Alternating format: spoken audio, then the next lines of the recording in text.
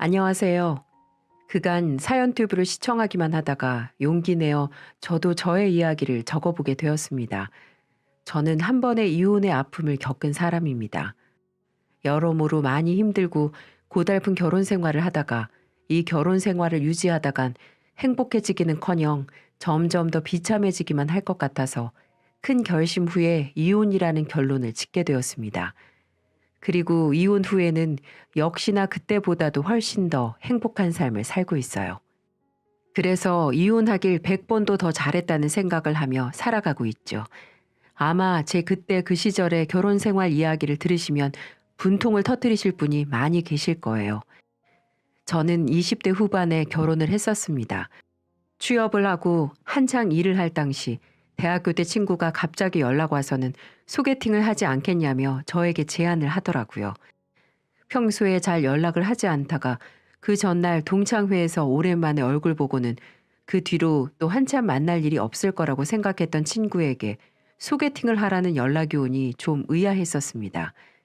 근데 알고 보니 그 친구가 SNS에 동창회 날 찍은 사진을 올렸었는데 그걸 그 친구 회사 동료가 보고는 저를 소개시켜 달라고 했다는 거였어요.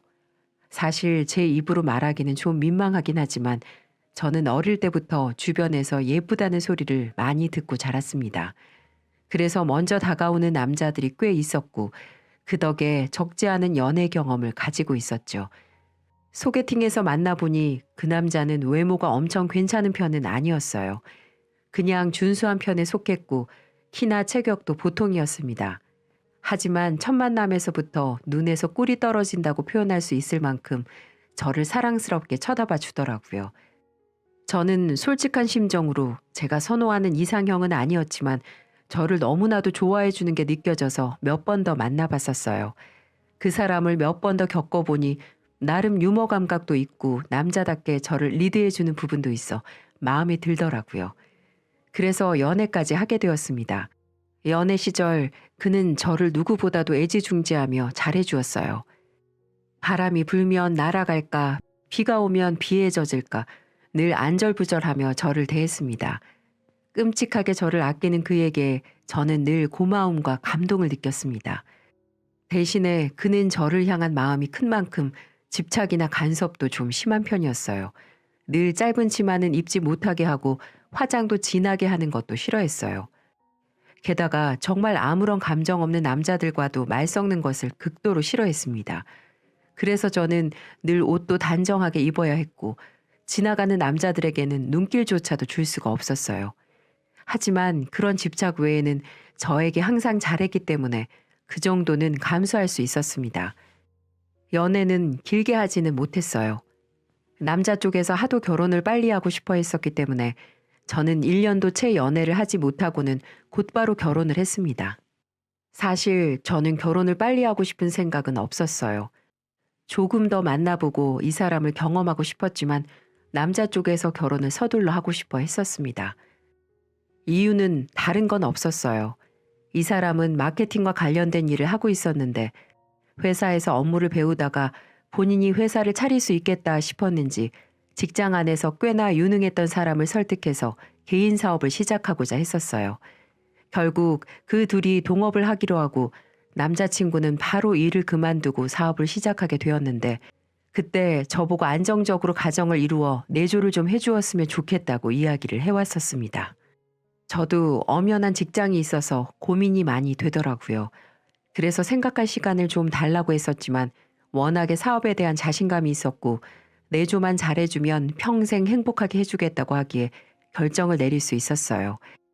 또 제 마음속에는 저를 아껴주고 사랑해주는 남자친구의 모습을 보면서 이 사람이 사업에 실패를 하더라도 나를 끝까지 책임지려고 하는 이 모습 하나로 끝까지 행복할 수 있겠다라는 확신이 들어 결혼까지 할 수 있었던 거였어요. 하지만 결혼 후에 저는 사계절도 겪어보지 못한 남자와 하게 된 결혼을 뼈저리게 후회해야만 했습니다. 아무리 사업 때문에 결혼이 급하다고 했어도 더 신중하게 생각을 해보고 결혼을 했어야 했어요. 저는 남편을 제대로 내조해주기 위해서 다니던 직장까지 그만두고 전업주부로서 남편 내조와 집안일에 전력을 다했습니다. 매일매일 새벽같이 일어나 남편이 일 나가기 전 든든하게 밥을 먹으러 갈 수 있도록 아침상을 차렸고 그 이후에는 늘 기분 좋게 집에 들어올 수 있도록 집안 청소도 깨끗하게 했어요. 사업가로서 어디 가서도 멋있게 보일 수 있도록 늘 저녁마다 다음날 입고 갈 옷을 골라 와이셔츠까지 다려가며 준비를 해놓을 정도로 저는 정성스럽게 남편을 내조했습니다. 그 노력을 남편도 알아주어 처음에는 집에 오면서 저에게 꽃다발도 사다 주고 제가 좋아하는 음식도 사다 주며 잘해주었어요. 나름 결혼 생활에 보람과 만족을 느끼며 지냈고 남편의 사업도 다행히 처음인데다 초반인데도 불구하고 나름 잘 성장시켜 나가고 있는 듯 했어요. 그렇게 남편의 말 그대로 행복하게 지내고 있던 때 저희 가정에 큰 축복이 찾아왔습니다. 바로 임신이 된 거였어요. 처음에는 남편도 정말 기뻐했어요. 사실 남편이 사업 때문에 바빴기 때문에 아기 계획은 가지고 있지 않았어요. 근데 예기치 못하게 아기가 찾아오게 되었죠. 갑작스럽고 당황스러웠지만 그래도 어쨌든 아기는 어디 가서도 축복받을 만한 존재였기 때문에 저도 남편도 좋아했습니다. 하지만 저는 이 아기로 인해서 저의 행복이 순식간에 불행이 되는 것을 경험해야만 했어요. 저는 아기를 가진 상태에서도 남편을 열심히 내조를 했습니다. 똑같이 아침상을 차리고 집안 청소를 하고 저녁이면 남편이 입고 갈 옷을 준비해 두었어요. 하지만 문제는 저의 몸이었습니다. 제 몸은 아기를 가진 이후 점점 변하고 있었어요. 대부분의 임산부들이 그렇듯 아기를 가지고 배가 불러오면서 살이 찌기 시작했죠. 게다가 저는 입덧을 먹덧으로 했기 때문에 더더욱 하루가 다르게 빠른 속도로 살이 올랐어요. 근데 저에게는 이게 큰 문제가 되지 않았습니다. 임신을 했다면 너무나도 자연스러운 현상이었으니까요. 하지만 우리 남편에게는 아니었어요. 남편은 하루가 다르게 살이 쪄가는 저의 모습을 보면서 점점 저에 대한 태도가 변해갔습니다. 여보, 당신 좀 요즘 너무 살찐 거 아니야? 관리를 어떻게 했길래 갑자기 그렇게 살이 쪄? 어? 아니, 임신했는데 살찌는 건 당연한 거지. 무슨 말이 그래? 게다가 임신한 사람이 관리를 할 필요가 뭐가 있다고. 당신이야말로 누가 들으면 게으른 소리라고 할 얘기를 아무렇지도 않게 하네. 요즘은 임산부들도 관리 많이 하더만. 살찌우지 않으려고 먹는 것도 조절하고 운동도 하고 말이야. 그건 연예인들이나 하는 얘기지. 그게 얼마나 스트레스 받는 일인 줄 알아? 나는 우리 애한테 스트레스 없이 그저 행복한 감정만 전달해주고 싶어. 물론 내가 좀 먹덧이 심해서 자제할 필요는 있겠지만 의사 선생님도 애기 잘 크고 있다고 해주셨고 내가 잘 먹으면 아이한테도 좋으니까 먹고 싶은 거 있으면 참지 말고 잘 먹으라고 하셨어. 그래도 관리 좀 해. 당신 요즘 영 보기 안 좋아.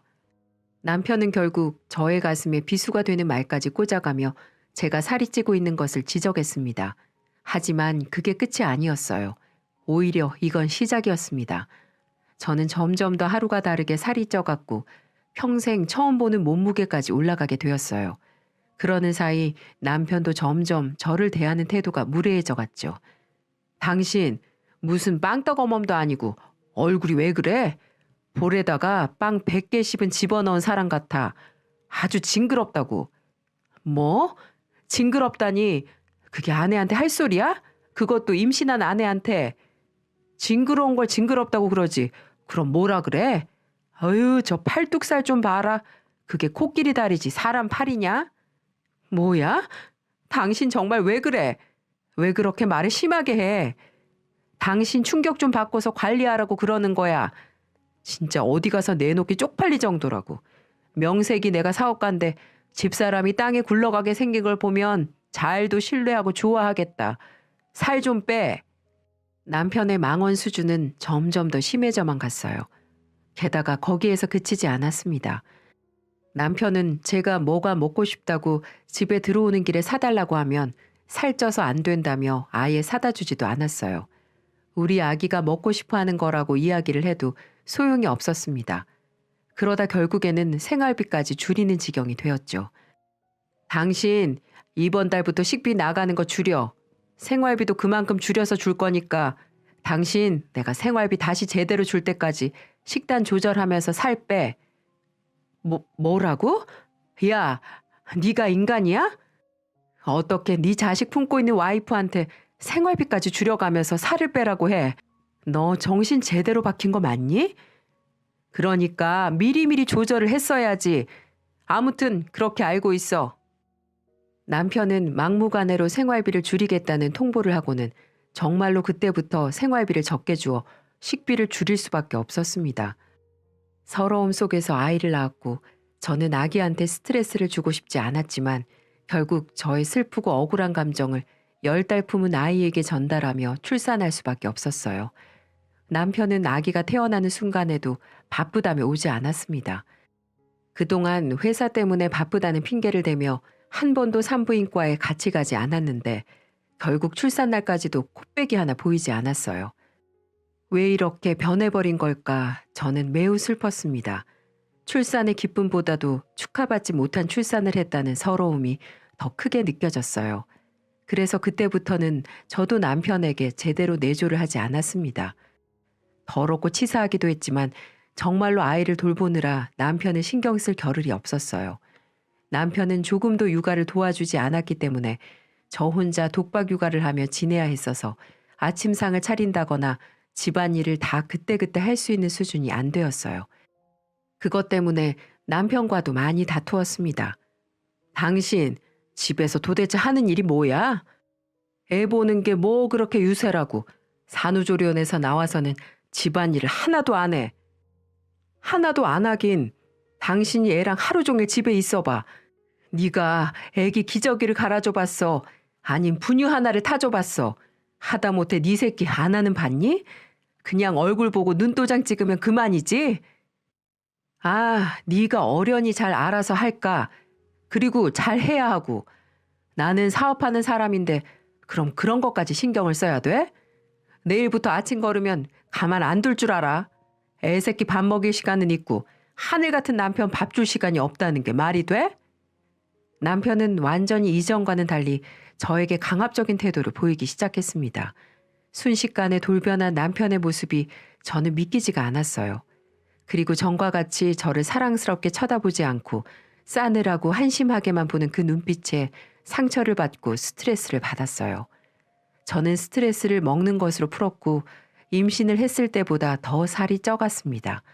그리고 그거에 대해 남편의 반응도 더 심해져만 갔어요. 하루는 남편이 퇴근을 해서 같이 저녁을 먹을 때였습니다. 겨우 저녁 식사 전에 아기 저녁을 먼저 챙기고 재운 뒤에 편안하게 먹으려고 했습니다. 근데 남편이 갑자기 제 밥그릇을 뺏는 거예요. 뭐야? 내 밥그릇 왜 뺐는데? 먹지 마. 뭐? 먹지 말라고. 그 몸으로 살고 싶은 생각이 드냐? 더러워서 못 보겠으니까 넌 오늘 저녁 처먹지 말고 가서 저 온갖 것 널브러져 있는 거실이나 치워. 야, 너 진짜 네가 인간이야? 너 내 남편 맞아? 그렇게밖에 말 못해? 아, 더럽게 떽떽거리네 진짜. 야, 너는 내 와이프 맞냐? 어디 가서 쪽팔려서 내 와이프라고 말도 못하겠어. 다 너를 위해서 하는 말이니까 좋게 말할 때 꺼져라. 식탁에서 사라져 빨리. 저는 거의 인격 모독 수준으로 이야기하는 남편의 이야기를 무시해버렸습니다. 정말 화가 나고 서러웠지만 여기에서 제가 또 울면서 들어가 버리면 지는 것만 같았거든요. 그래서 남편이 한쪽으로 치워버린 미역국과 밥을 다시 가지고 와 보란 듯이 꾸역꾸역 먹기 시작했어요.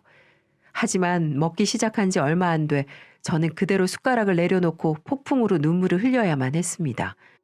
남편은 제가 먹는 모습을 황당하다는 듯이 쭉 쳐다보더니 벼랑간 제가 떠먹고 있는 미역국을 뺏어가더니 그대로 제 머리 위로 부어버렸어요. 아, 뜨거! 이 미친 게 진짜. 야, 좋게 말할 때 들으라고 했잖아. 네 그 돼지 같은 면상 꼴 보기 싫다고. 어디서 감히 개기어 개기길? 에이, 진짜 내가 짐승 새끼랑 사는 것도 아니고 더러운 꼴을 다 보네 진짜. 남편은 너무나도 놀래 아무것도 못하고 있는 저에게 독서를 또 한 번 쏘아대더니 그대로 집을 나가버렸습니다. 저는 그 순간 이게 뭔가 싶었어요. 내가 왜 내 손으로 끓인 미역국을 뒤집어 쓰고 있어야 하는 건지 믿기지가 않았죠. 그때 처음으로 저는 이혼을 생각했습니다. 저는 남편이 나간 뒤에 이런 결혼 생활은 더는 이어갈 수 없을 것 같아 그대로 짐을 싸서 아기를 데리고 친정으로 가버렸어요. 그리고는 어떠한 남편의 연락도 받지 않았습니다. 남편은 한 3일까지는 전화를 받지 않는 저에게 문자를 보내며 온갖 욕설을 했어요. 저는 모든 것을 다 무시했습니다. 그러다가 제가 친정에 있는 걸 알고는 찾아왔더라고요. 그때부터는 사정을 하기 시작했습니다. 여보, 내가 미안해. 내가 심했어.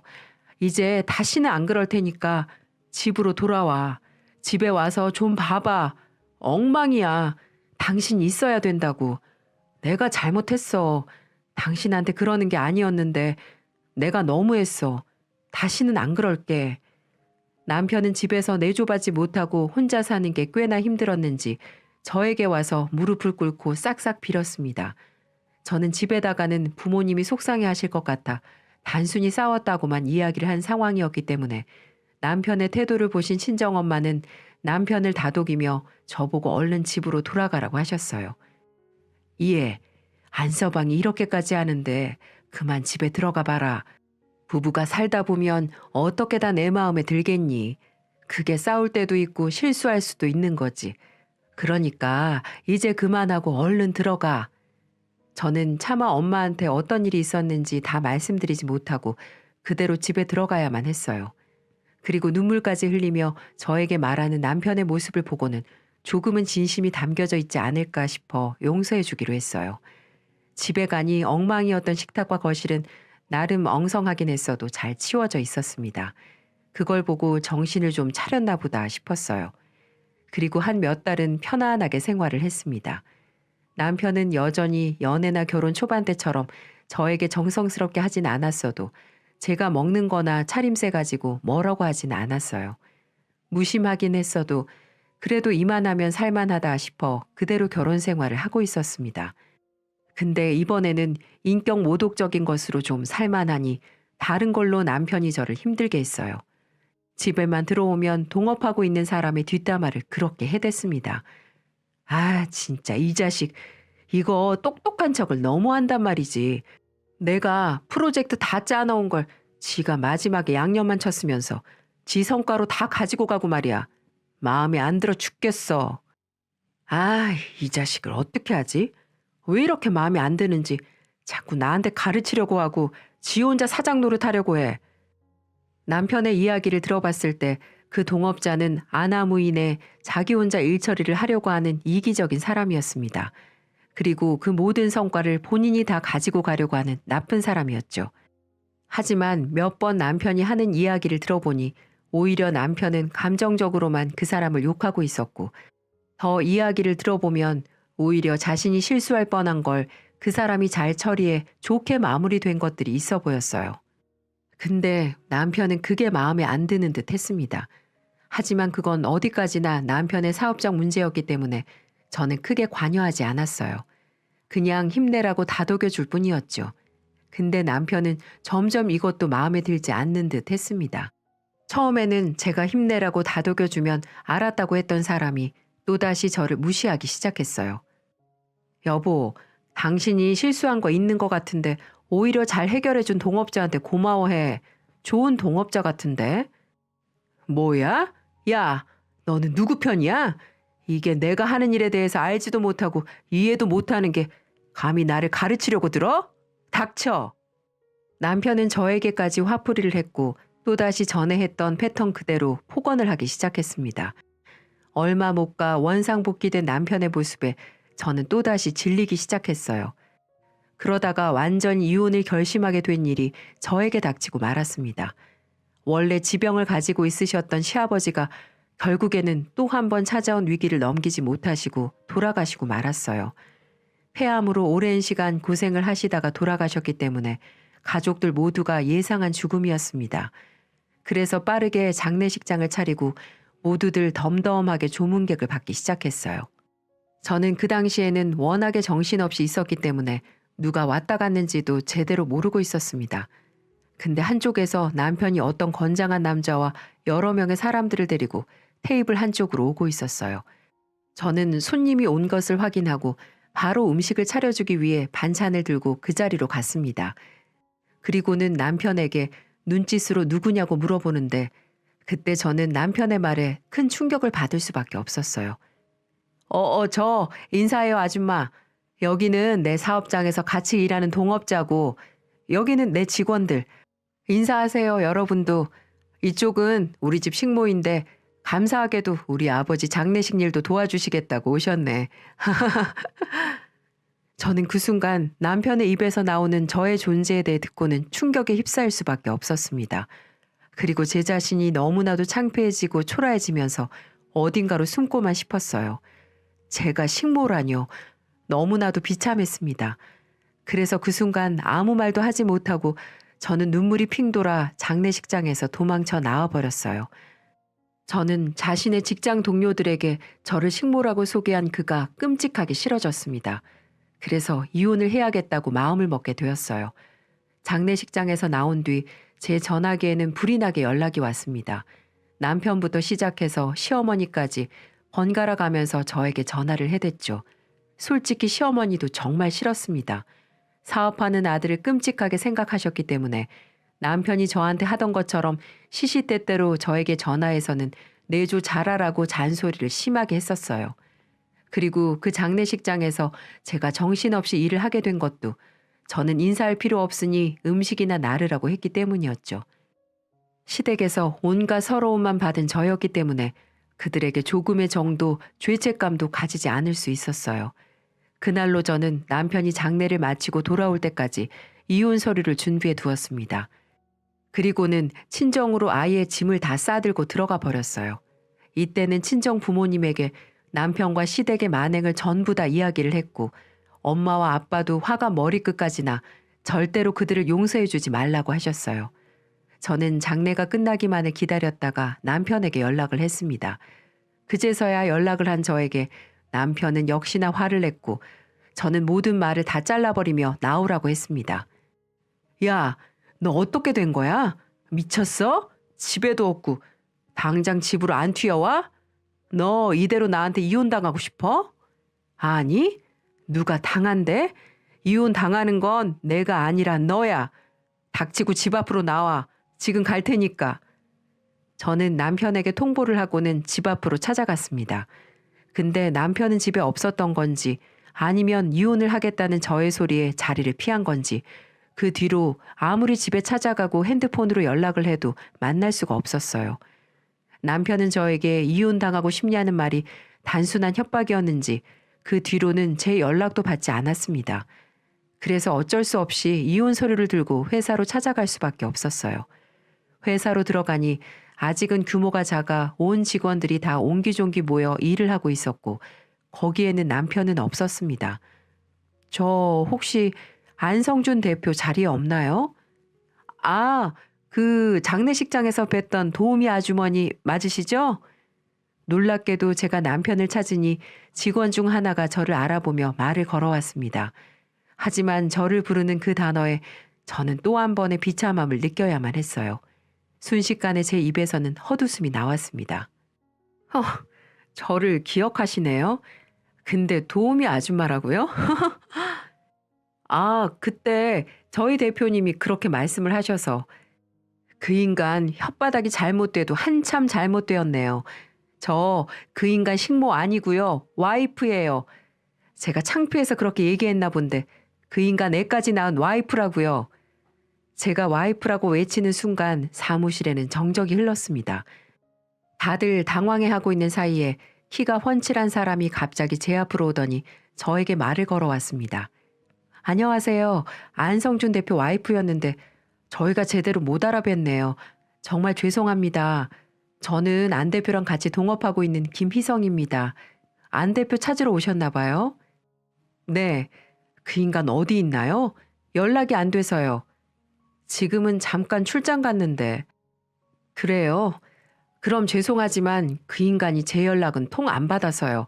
인성이 쓰레기라 더 같이 못 살겠어서 이혼 서류 주려고 하는데 통 연락이 안 되네요. 이 서류 좀 맡아주셨다가 그 인간 오면 꼭 좀 전해주시고요. 괜찮으시면 제 번호도 알려드릴게요. 그 인간 나타나면 저한테 따로 연락 좀 주세요. 네, 그렇게 하겠습니다. 지금 좀 많이 흥분하신 것 같은데 안 대표 곧 들어올 시간 다 되긴 했으니까 일단은 저랑 같이 자리 옮기셔서 흥분 가라앉히시면서 잠시 기다려 보시겠어요? 이 동업자라는 남자는 제가 흥분한 상태에다가 식모라는 이야기에 또 한 번 서러움이 복받쳐 눈물을 글썽이며 이야기하는 것을 보며 잠깐 자리를 옮겨주었습니다. 저는 남편에게 복수하고 싶은 마음에 그 동업자라는 남자에게 그간 남편이 저에게 행했던 만행들과 그 동업자에 대해서 욕했던 모든 것들을 다 이야기했습니다. 그랬더니 그 남자는 조금도 귀찮아하지 않으면서 저의 이야기를 경청해 주었어요. 그리고는 힘들었겠다며 저를 다독여 주었죠. 저는 처음 보는 남자였지만 따뜻한 시선으로 저를 바라봐주고 저의 이야기를 진지하게 귀담아 들어주는 모습에 위로를 느꼈어요. 한참을 저도 모르게 떠들어대는 사이 남편이 출장에서 돌아왔는지 회사로 들어오는 소리가 들렸습니다. 저는 그대로 밖으로 나가 남편에게 이혼 서류를 던져버렸어요. 이 자식아, 왜 피해? 나한테 이혼당하는 게 쪽팔리니? 어? 나한테 이혼당하기 싫으면 알아서 기라고 할 땐 언제고 내가 이혼한다니까 피하고 난리야. 여기 이혼 서류 내가 친히 가지고 왔으니까 당장 도장 찍어. 이게 미쳤나? 남의 회사 와서 이게 무슨 행패야? 일단 나와. 나오라고. 남편은 그대로 저를 끌고 나갔습니다. 그 뒤로 이혼 이야기를 하며 한참을 실랑이를 했습니다. 남편은 절대로 이혼을 못 해준다고 버텼어요. 이유는 다른 것 없었습니다. 저와 재산 분할하기 싫다는 거였어요. 어처구니가 없었습니다. 그래서 저는 이러고 있다간 이혼 소송을 해도 아이가 있기 때문에 소송이 길어질 것만 같아 하루도 빠지지 않고 남편 회사로 아이를 안고 출근 도장을 찍었습니다. 소송이 길어지면 시간이 지날수록 제게 이득이 될 게 별로 없다는 판단을 내렸고 전 나름 제 방식대로 남편을 압박하기로 계획을 세웠어요. 당신 미쳤어? 여기가 어디라고 매일같이 오는 건데 다른 사람들 일하고 있는 거 안 보여? 지금 애 우는 것 때문에 다들 집중이 안 되잖아. 아, 그래? 그럼 이혼해 주던가. 그럼 이런 모습 보지도 않아도 될 텐데 왜 이혼을 안 해줘서 사서 고생을 할까? 돼지 같은 마누라 보기 싫다며? 같이 살기 싫다며? 전 그렇게 남편의 피를 말리기 시작했고 결국 2주 정도 그렇게 드나드니 결국 남편이 백기를 들더군요. 알았어. 이혼해. 애 양육비랑 재산 분할 적당히 해줄 거니까 제발 그만해. 당신 때문에 여기가 회사인지 키즈카페인지 모르겠잖아. 내가 너 때문에 스트레스 받아 죽겠어. 결국 남편은 이 생활이 힘들었는지 내게 질려버렸다면서 이혼을 하자고 했습니다. 이혼 소송까지 가지 않고도 도장을 찍어주었죠. 하긴 갓난아기 데리고 매일같이 와서 유모차 끌고 다니고 애기 분유 타주고 기저귀 갈아주고 그러는데 스트레스 안 받는다면 더 이상한 현상이겠죠. 너무 통쾌했습니다. 그렇게 저는 적당한 재산 분할을 받고 양육비, 친권 등도 제가 맞는 걸로 하고 그 인간과 완전히 갈라지게 되었어요. 그렇게 전 당분간 친정에 있기로 하고 육아에 전념하고 있는데 그런데 어느 날 남편과 이혼한 지 7개월 정도 지났을 때 남편 동업자라는 사람에게 연락이 왔습니다. 처음에는 왜 이 사람이 내게 연락이 오지? 남편한테 무슨 일이 생겼나? 라는 생각이 들었지만 우선 받아보기로 했습니다. 그렇게 전화를 받았더니 혹시 내게 오늘 시간 있냐고 물어보더군요. 그래서 무슨 일이냐고 물어봤더니 꼭 만나서 하고 싶다고 했습니다. 저희 동네로 온다고 하길래 집 근처 카페에서 보기로 했습니다. 오랜만에 만나서 반갑게 인사를 하고 이런저런 얘기를 시작했는데 이 남자는 남편과 회사 동업을 그만하고 각자 갈 길을 가겠다고 말해주었습니다. 아, 그래요. 근데 이 얘기를 왜 제게 해주시는 거죠? 전 이제 그 사람 와이프도 아닌데요. 네, 저도 모르겠어요. 이 사실을 은미 씨한테 해주고 싶어서 보자고 했어요. 이 사람은 전 남편과 사업을 하면서 그동안 마찰이 심해 갈등이 심했었다고 했고 결국은 자신의 미래를 위해 새 회사를 차리기로 했다고 했습니다. 그리고 더 놀라운 사실은 그동안 제가 회사 갈 때마다 이 사람은 제 얘기도 잘 들어주고 많이 챙겨줬었는데 저를 보고 남일 같지 않아 동질감 같은 걸 느꼈다고 했어요. 본인도 이혼을 했는데 전 와이프로 인해 상처를 많이 받고 몇 년 전에 이혼을 했다고 말해 주었습니다. 그러면서 제게 이렇게 가끔 커피도 마시고 밥도 한 번씩 먹을 수 있는 친구가 되면 안 되냐고 수줍게 말을 하더군요. 처음에는 내게 왜 그러지? 이래도 되는 건가? 이런 생각을 했지만 그 사람의 눈빛을 보고 빈말을 하는 사람이 아닌 것 같아 보여 저도 좋은 친구도서 나쁠 것 없으니 그러자고 했습니다. 그래서 그 이후에 만나기 시작했고 만나는 횟수도 점점 늘어나기 시작했습니다. 이 사람을 만나면 만날수록 정말 진국이라는 생각이 들었어요. 어디 놀러 갈 때도 우리 아이를 마치 자기 애처럼 잘 돌봐주었고 이 사람 품에서 우리 애기 잠이 들 때면 뭔가 모를 감정들이 생겨나기 시작했습니다. 그렇게 우리는 서로의 감정들에 솔직해지기로 했고 8개월 정도 만나다 서로 재혼을 하게 되었죠. 다른 건 모르겠지만 이 사람만큼은 전 남편처럼 제 외모 보고 판단하는 그런 한심한 사람이 아닌 저의 상처와 아픔을 안아줄 줄 아는 그런 듬직한 사람이었어요. 그리고 이 사람은 독립을 하면서 회사도 승승장구해 나갔습니다. 일하는 직원도 2명에서 4명으로 늘어났고 매출도 가파르게 올라간 걸로 보였습니다. 물론 지금도 이제 걸음마 단계이지만 열심히 회사를 운영하는 지금의 남편이 너무 멋져 보였죠. 그리고 남편은 더 놀라운 사실을 알려주더군요. 지금의 남편과 전 남편은 사업을 하는 일이 비슷했기 때문에 서로 동향을 잘 알 수 있었는데 전 남편은 얼마 전 무리하게 사업을 진행하는 바람에 파산하고 말았다고 했어요. 자금도 부족한데 무리하게 대출을 받았다가 사업이 망했다고 얘기를 해주더군요. 그 얘기를 듣고 그러면 안 되지만 속이 시원했습니다. 그동안 전 남편과 결혼 생활을 생각하면 좋은 점은 하나도 없었고 언제나 무시와 구박, 잘난 척, 그리고 험담, 게다가 친정 무시 이런 것밖에 없었거든요. 그리고 이혼하면서까지 재산 나눠주기 싫어서 그렇게 발악하는 모습을 보고 전 남편에게 안 좋은 감정이 남아있을 수밖에 없는 상태이기도 했고요. 그런 남편이 망했다고 하니 당연히 속이 시원할 수밖에요. 근데 그 와중에 머릿속에 이런 생각이 들더라고요. 내가 만약에 이 사람이랑 결혼한다고 하면 시댁에서 어떻게 나올까 하는 생각이요. 남편에게 말하니 남편도 동의했습니다. 남편도 전 남편에게 아직 악감정이 남아있었거든요. 회사 공금을 지 개인 금고처럼 사용하고 독단적으로 회사를 운영해 나가려고 하고 직원들에게 남편을 험담이나 하고 그런 것들이 쌓여서 남편은 독립을 했던 건데 우리가 결혼한다고 연락하면 아마 뒷목 잡지 않을까 하는 생각을 하게 되었습니다. 지금까지 우리에게 못살게 굴었던 시댁 식구들하고 남편에게 지금은 우리가 이렇게 잘 산다, 너무 잘 돼서 결혼까지 하게 되었고 행복한 가정을 꾸미고 살기로 했다 하는 소식을 전해주고 싶었습니다. 그래서 결혼 준비를 마치고 저는 보란 듯이 전 시댁 쪽으로 청첩장을 보내주었습니다.